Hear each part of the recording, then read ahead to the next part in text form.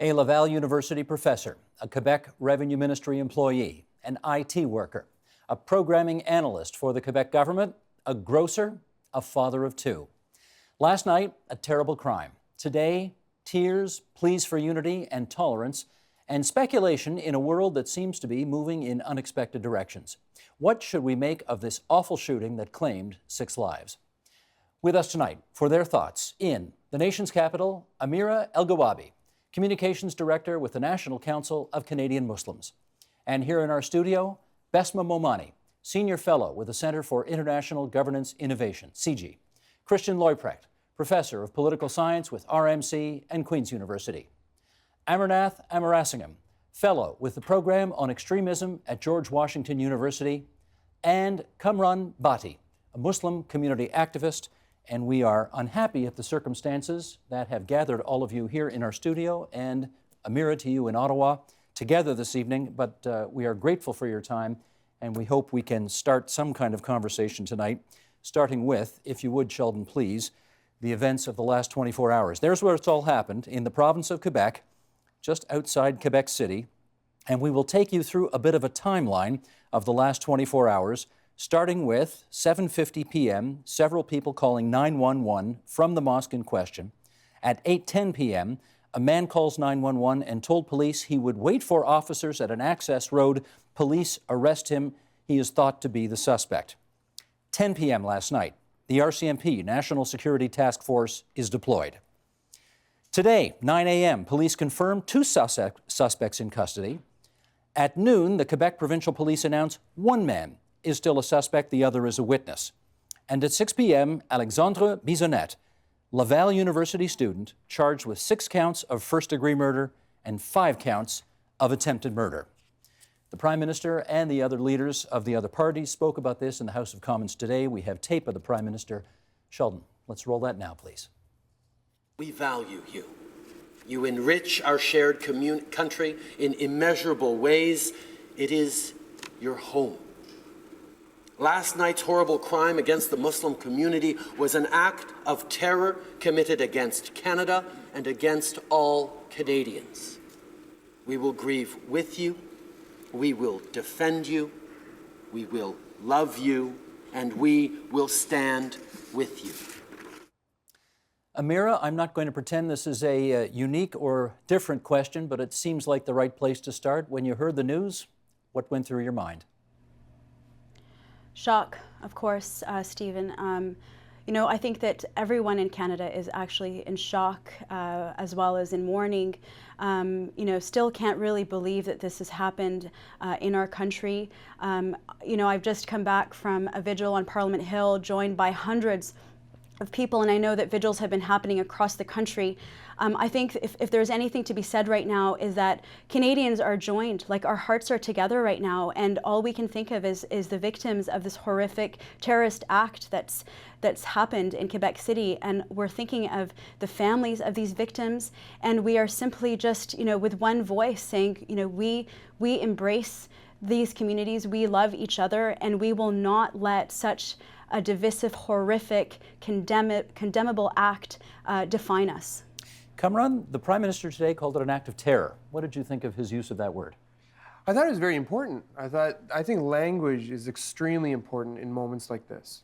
When the Prime Minister comes out and so boldly says that this was an act of terror, I know that people in the community were all they were talking about it. They were saying, wow, the Prime Minister said this is an act of terror. This isn't something they're trying to sweep under the rug. They're going to call it something else. It was very clear, and it sent a very clear message to members of the community that the Prime Minister was so bold in calling it an act of terror. Besma, would you call it an act of terror? I think it was. Of course, it's interesting that, you know, for us as political scientists, there needs to be a specific definition, that it needs to have a political motive. And as we sort of understand more of this individual's background and ideologies and his radicalization process, it's going to be important to know whether or not there is a political motive behind this. But, I can't help but seeing the political context of what's going on around the world. It's not a coincidence because Trump has taken power, and we've seen this Muslim ban throughout the weekend really sweep America and many parts of the world in uproar. You can't help but see a political connection. And so I think it is safe to say that at minimum, this is a hate crime. And I think that the note of calling it a terror attack is not far. Well, Amarath, I wasn't going to go there yet, but Besma has opened the door, and I don't think it makes sense to hold off on having this discussion because people all over North America want to confront the issue of whether or not what the president did with his executive order the other day and what happened in Quebec yesterday, whether there is a connection. Are you drawing a line between the two? I think so. I mean, I was in touch with a few of his Bissonnette's friends this morning on Facebook, messaging back and forth, and what they kind of said was over the last year and a half, he's been very anti-Hillary, very pro-Trump, pro-Israel, anti-Palestinian rights, anti-feminism, and so he's kind of gone down that path, and so we're left to kind of ask the same question that we ask of all radicalized individuals, which was, what is the turning point? And for me, it's kind of seems, and it's still too early to say, that the Muslim ban, so-called Muslim ban, plus the backlash to it, the protest, was a kind of triggering moment for him, which, and he felt like he had to take some kind of action to prove a point. So I think it's not a new thing that he was going through. It's not a sudden radicalization, but I think the push to violence is very much tied to the broader events that we saw last week. Christian, are you in agreement with that?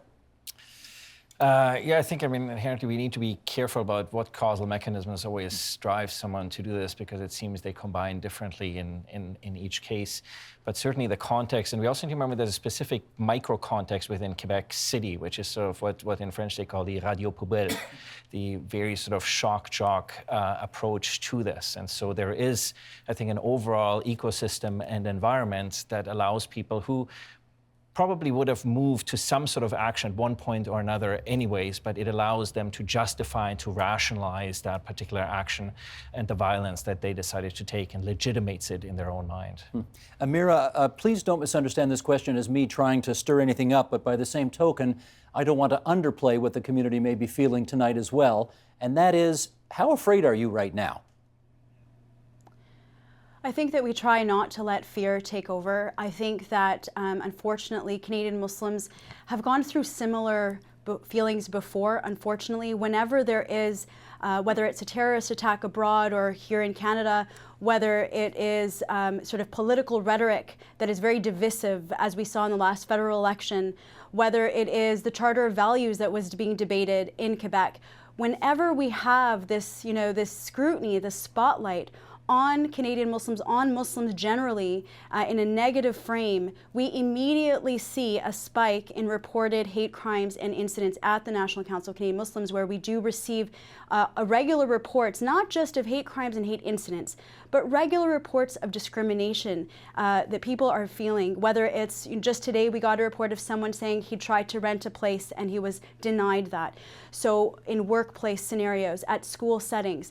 So there are microaggressions, and they can sort of go up towards where you have just a simple look on a bus, all the way to something being said to a threat, to the postings you see on social media, to the types of very divisive rhetoric that we're hearing talked about on the radio, for example, in Quebec, up until, unfortunately, this is sort of the very worst manifestation of how far hate can go. And I think that's what we've been hearing today, is that words matter. It starts with words.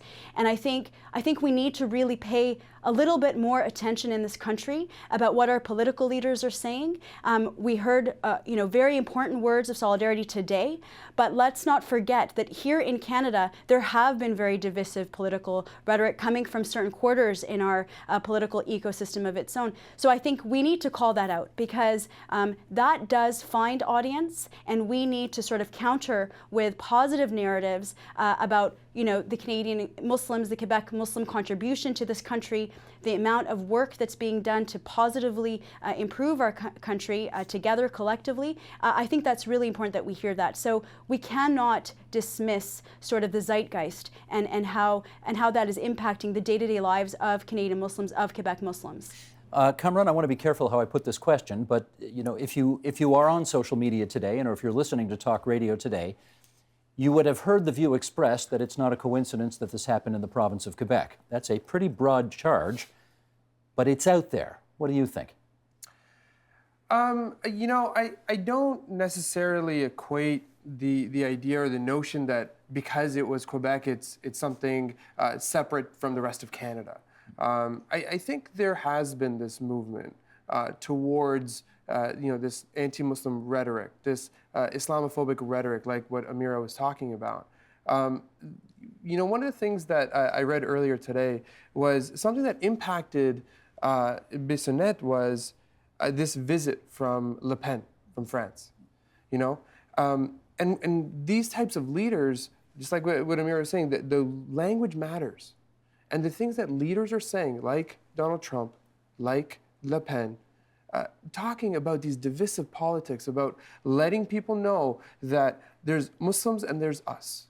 But it should be stated that these leaders have millions of followers, and they all obviously don't go out and do these heinous acts. I mean, there's something different about this suspect if he's in fact the guy, isn't there? Oh, absolutely, absolutely. I think you know, going back to the idea of Donald Trump, I think what Donald Trump has brought forth or brought to the surface are those sort of closet xenophobes or the closet or the couch Islamophobes, and now they're becoming a lot more expressive. I think you know, on SNL. You know, there was a comedian on recently. Saturday Night right? Live. Saturday Night Live, right? And he comes on, and you know, one of the things he says, all you people that were pretending, go back to pretending. This is not okay. Go back to that. That was the way things should be. And I think that that's sort of an emotion or a feeling that a lot of people are feeling, especially after the election of Donald Trump. Christian, in your mind, any connection between the province of Quebec and its attitude? I mean, we saw what the Parti Québécois tried to do before, banning religious symbols and that kind of thing. You think it's a coincidence that this happened in the province of Quebec? Sure. I think there's an interesting political ecosystem here. So I think even going back as far as sort of Union Nationale, and so much more of a continental European, I think a thicker conception of citizenship and what makes you a Quebecer. And we see this expressed in other forms as well. So for instance, while sort of attacks against sort of Jewish installations or anti-Semitic expressions have not completely, but largely disappeared in Anglophone Canada, it's still quite a regular occurrence in Quebec, for instance. And so there is, I think, a broader sentiment of that it is just much more difficult for someone who's not part of that thick conception of Quebec nationalism and citizenship in at least some Quebecers' minds to be part of the Quebec political community. Do you want to follow up on that? I mean, it's really hard to sort of figure out how much of this is a Quebec story, is a Muslim story, is a terrorism story, there's a bunch of, you know, is a Trump story. There's a lot of different competing interests here. Is a, you know, Conservative Party of Canada, some of the candidates, what role some of that may have played in any of this? Have you got any of that all figured out yet? I think it's all of the above, and it's really important because I think the danger we have in saying this is just a Quebec story is to argue in that Islamophobia doesn't exist outside of Quebec, and Which frankly is ridiculous. it does. Of course it does. Right. Yeah. And so I think, you know, it's a problem. Islamophobia is a problem in Anglophone Canada. It's a problem in Francophone Canada. Definitely, Francophone Canada and Quebec have bigger debates about integration, bigger debates about who belongs and what are Quebec values. And of course, secularism is being a core phenomena there that I think they value very dearly. But I have to point out, Marine Le Pen is an instigator, clearly in this process, because we know that this fellow was radicalized when she came to Quebec and spoke in March. But one of the things that I take comfort in is that the political establishment completely ignored her when she was there. They did not want to cater to that. Actually, Trump did too. And that's, funnily enough, when she visited him in New York. There wasn't much publicity around that either. Well, I don't know what happens in back channels. I'm not sure about that story, but I can tell you that one thing that we know is that when the Bloc Québécois, for example, knew that some of its members went and attended her talks, he was pretty outrageous, outraged at this, and I think that's really important. So the political establishment, thankfully, has not gone down that path in Quebec, and we have to point out that Kelly Leitch, I'm sad to say, does sometimes, I think, kind of push this narrative of us versus them, and that somehow Muslim Canadians don't belong or don't follow Canadian values. If she so were she here, is a perpetrator in this. Well, Bessma, if she were here, she would say, and I think she would say I was the first person to tweet, put a note out on Twitter that she was appalled by what transpired and obviously opposed to it, and had that out there on the record probably, I think, before anybody else. But actions speak louder than tweets.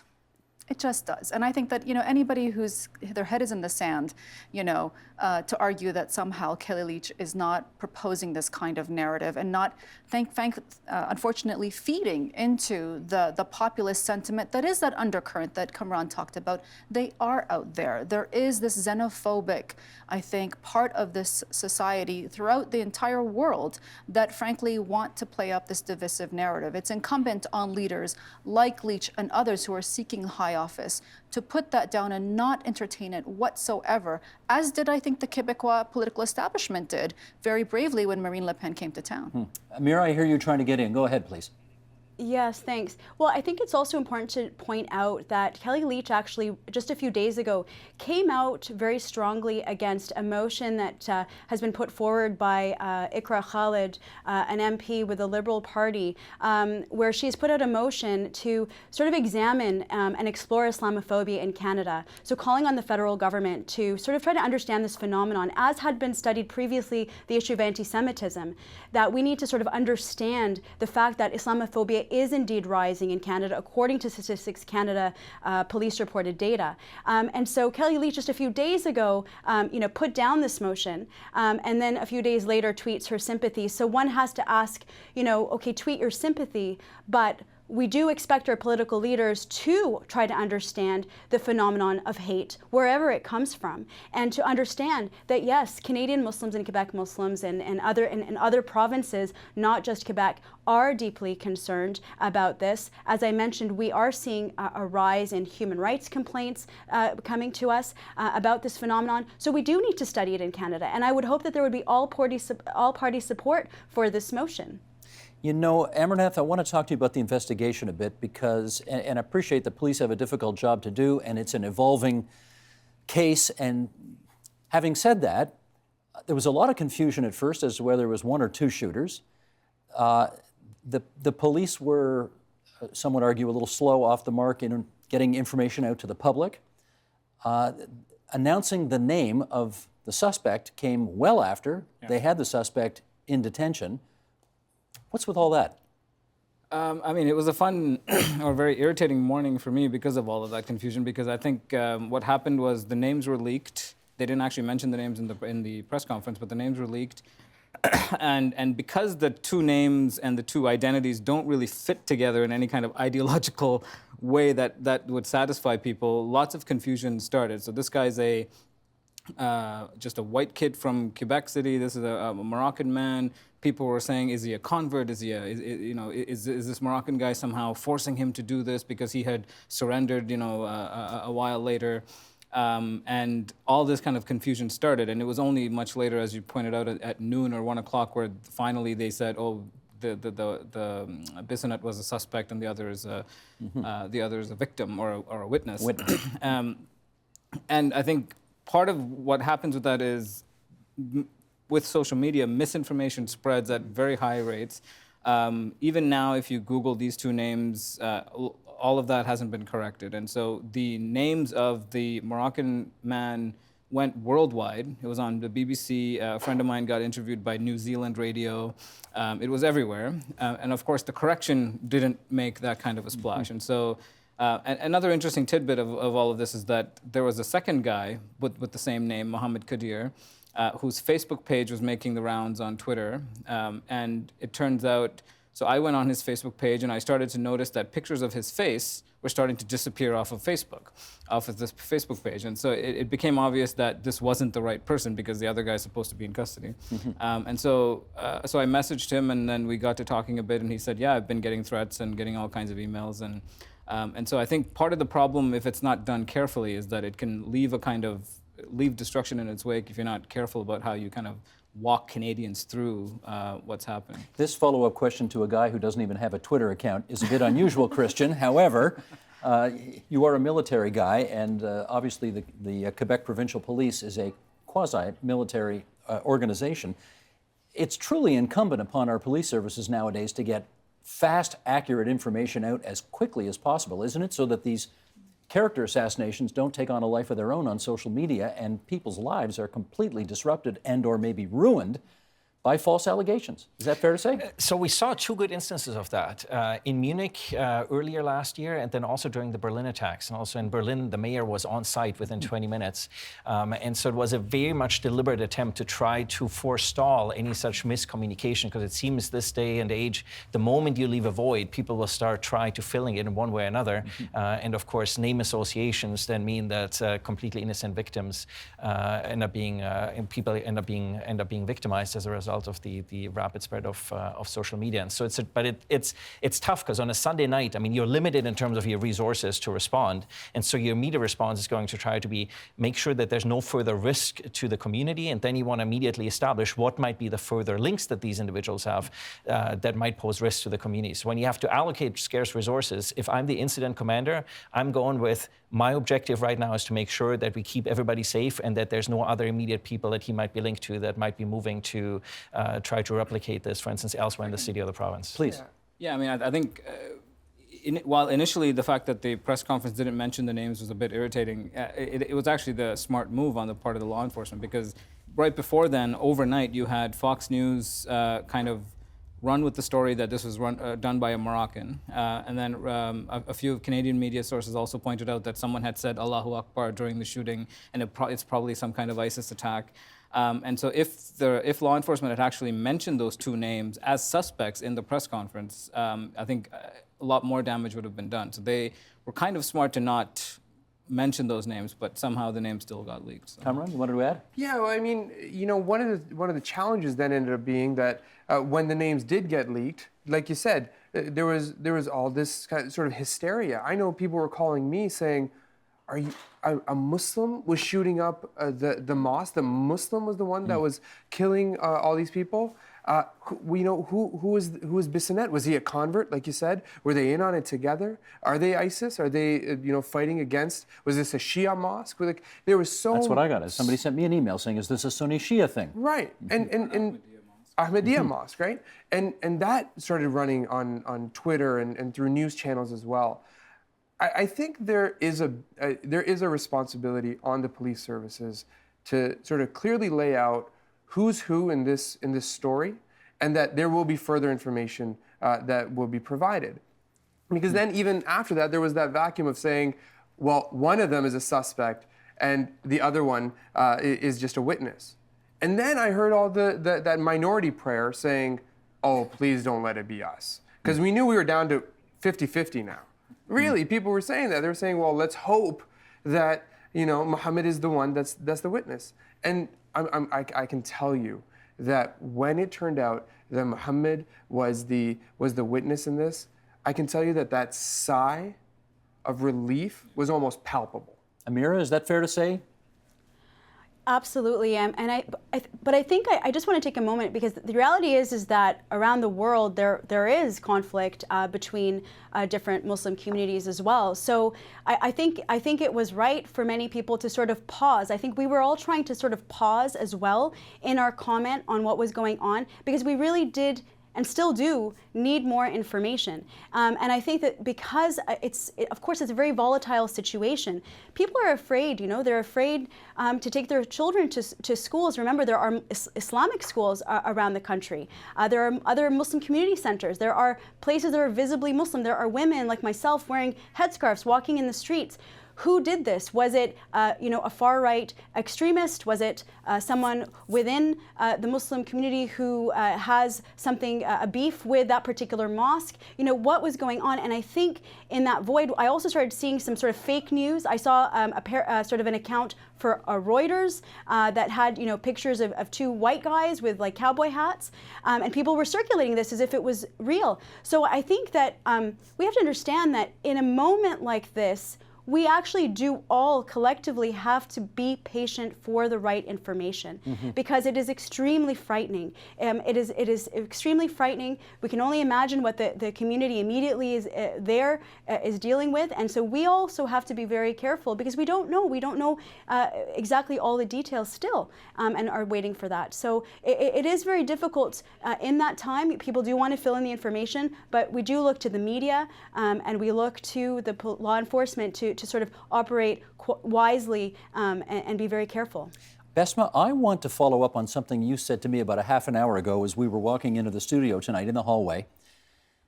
You just looked at me and said, this is the new normal. What do you mean by that? Two things. The rise of populist parties around the globe, the xenophobia, the outward racism of political leaders who unabashedly go on television or tweet their hatred and nobody blinks an eye. I mean, the whole loss of civility is really saddening. It's absolutely saddening. And I see this not just obviously in the United States, our eyes and ears are turned there, but it's happening throughout Europe. The rise of right-wing populist xenophobic parties are creeping up in many parts of Europe, and they have a shot. They got a real shot at some of these national elections that are coming up, not just municipal elections. They're no longer the fringe movements. They're increasingly becoming mainstream, and that's really quite frightening. The other thing is, unfortunately, terrorism. Terrorism has become, sadly, a new normal. This has become the genie's out of the bottle. There are lots of soft targets. Weaponry now are, if the whole indication that he had an AK-47 is true, these kinds of weaponry that were never in the hands of criminals before, but were only in the hands of military, are now commonplace. The mass killings, or the number of people who can be killed by these assault weapons, are much, much higher than in the old days, so to speak. And so we're going to see more of these soft targets, more terror, and unfortunately more radicalization for some of the same reasons that we attribute to terrorism globally on the rise. I'm afraid to say that we're going to see that from both the right and the left now. Somebody from the Jewish community emailed me today saying, and you go back to the Bible and Jews and Muslims are cousins, said, it's difficult at high holiday time to go to any synagogue anywhere in the country and not see armed police officers standing outside. And they expected that to become the new normal at mosques. Yeah. Do you think so too?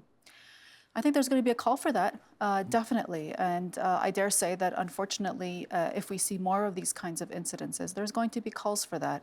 And I think of sort of what happened in Paris in the synagogue as well. The same type of fear that's existing then in the Paris community is happening now in the Muslim community here in Canada. And there will be calls, I think, for added security. Absolutely. I don't know how many of you saw any of the American network newscasts tonight at whatever time they play them, 6:30, 7 o'clock, wherever you happen to live. The Prime Minister of Canada was all over those network newscasts. His speech in the House today, was really quite something. And the other leaders as well, Rona Ambrose, Tom Mulcair, Elizabeth May, they all gave quite stirring, impressive, impassioned speeches attacking Islamophobia and defending the diversity that is such a foundation of this country. I'd like you all to contrast that with the President's spokesperson, a man by the name of Sean Spicer, who had his own moments in front of the camera today. Sheldon, roll it. I want to start off by noting that the President got off the phone just a short time ago with Canadian Prime Minister Trudeau to discuss the vicious attack on a Quebec City mosque last night. The President offered his condolences as well as his thoughts and prayers to the victims and their family and to all Canadians. This is another senseless act of violence that cannot be tolerated.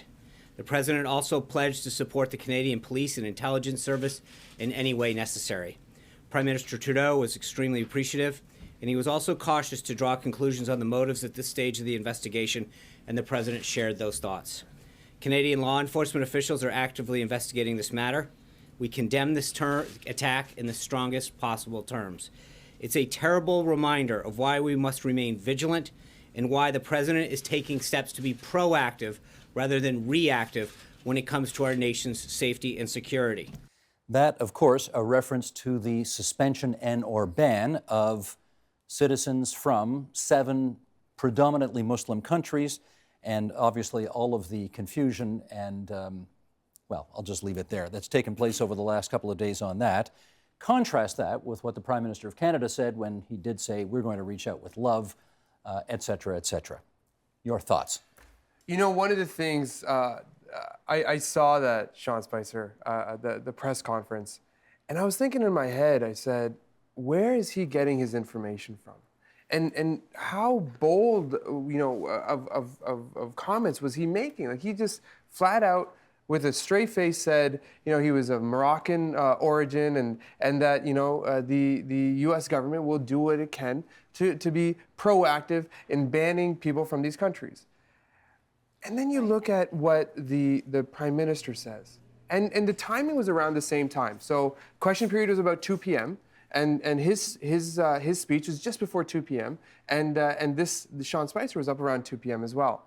And the feeling that I got after listening to Prime Minister Trudeau and all the leaders, you know, Elizabeth May was almost in tears if you watched her. I mean, these were heartfelt messages that let the Muslim community know, this fearful Muslim community, know that they're part of the fabric of this society, and that they're welcome here, and that you know, the contributions of Muslims in this country is something that's very significant and something that should be celebrated, versus what we're seeing in the United States, where, you know, they're being told that it's for their safety. We need to save you from the Muslims, and in particular, Muslims from these 7 particular countries, of which, in the history of the United States, there has been no terrorist attack in the United States from anybody of any of these 7 nations. Well, ironically, 19 of the 20 hijackers on 9/11 were from Saudi Arabia, and Saudi's not on the list. That's right. So that's a bit.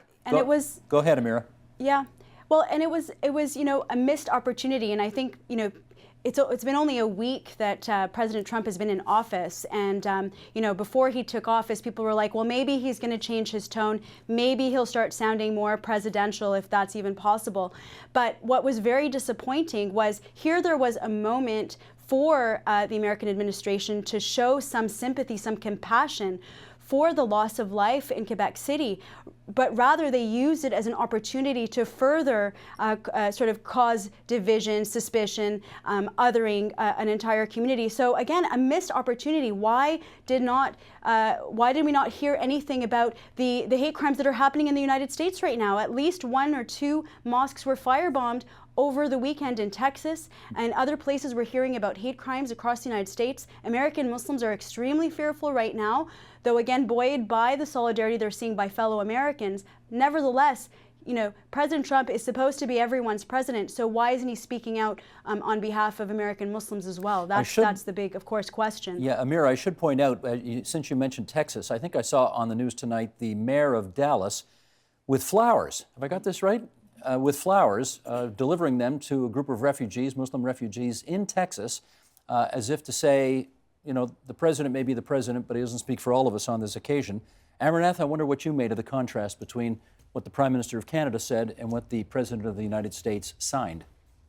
I mean, it's a nightmare, right? I think. I mean, Obama was quite good at this languages matter thing, because he had the power to actually unite and speak to people. But I mean, part of my problem is the media that's sitting in front of Sean Spicer rarely asks him the questions that matter, like the ones like, so what do you think of the attacks in Texas? No questions about that. There's no challenging questions about, does, you know, there was this hilarious story over the weekend that Angela Merkel had to explain to the President of the United States what the 1951 Refugee Convention was. Because a lot of the backlash that you're getting is based on this convention and the 1967 protocol. In fairness, you wouldn't expect a New York property developer to know anything about the 51 Convention on Refugees, right? No, but I mean, if you're going to put in refugee law and then get backlash based on that, you should have some understanding of what you're doing. So I think there's a lot of I mean, you speak of the new normal. I think the other new normal is a whole lot of things are happening based on misinformation, right? And this kind of obsession with fake news that we talk about. A lot of people don't understand what's happening. And there's a good CNN article today where they went out and interviewed Trump supporters or the supporters of the ban, and the things that they say are absolutely insane. One of the key statements was, all the rapes in Germany are happening by Syrian refugees. Who's challenging these ideas, and where are these ideas coming from? Is anyone challenging them? And so I think part of the problem isn't just, they say crazy things, but who's there to say, wait a minute, like, you're talking crazy? Bestman, let me get you in here on the international relations that are going to be a part of this going forward. President Trump had what looked like a pretty successful meeting with the British Prime Minister the other day, and then she came out with a statement today saying, I completely disassociate myself from this executive order and the things that have been said since then. Obviously, Justin Trudeau has had a couple of phone calls with the new president, but they haven't met yet. What does all of this have the potential to do in terms of his relations with world leaders? Well, it's an interesting time. I mean, people usually be rushing to go meet the president and vice versa, wanting them to come. But I think now it's a political liability. I really do think that people don't want to have a photo op opportunity with this man.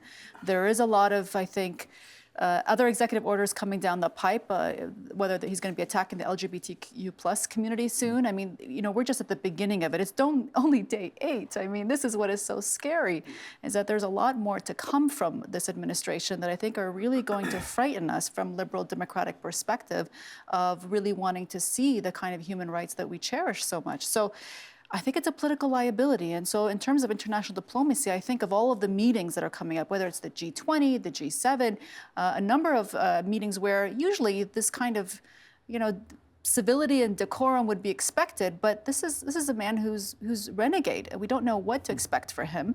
And frankly, I think world leaders need to be careful and cautious. I wouldn't be rushing to go to a White House to try and take a photo with him, nor would I want to really have any substantive policy discussions with him. This is the kind of era we're in, which is really, I think, problematic for any policymaker. Christian, it's interesting that most of the time what Canada does doesn't amount to a pebble in the sea when it comes to international recognition and that kind of thing. And yet I've heard it numerous times over the last couple of weeks that the Justin Trudeau government represents one of the very few pro-liberal democratic governments without any kind of tinge of extremism anywhere in the world today. Do you see that, or are these people just sort of, exaggerating? Well, even in the last week, it's really interesting reading European newspapers because there's a contrast and regularly on front pages between what Canada does and what happens in the United States. And I think it's based obviously on ideology, it's based on sort of the narrative, but it's also based on, I think we have a US administration, if you look at sort of what just happened in the last 24 hours, where Trump also restructured the National Security Council to remove 2 of the key professionals from that council, elevate Stephen Bannon. The challenge that poses is that he's surrounding himself with people who are going to reinforce the narrative that he wants to hear.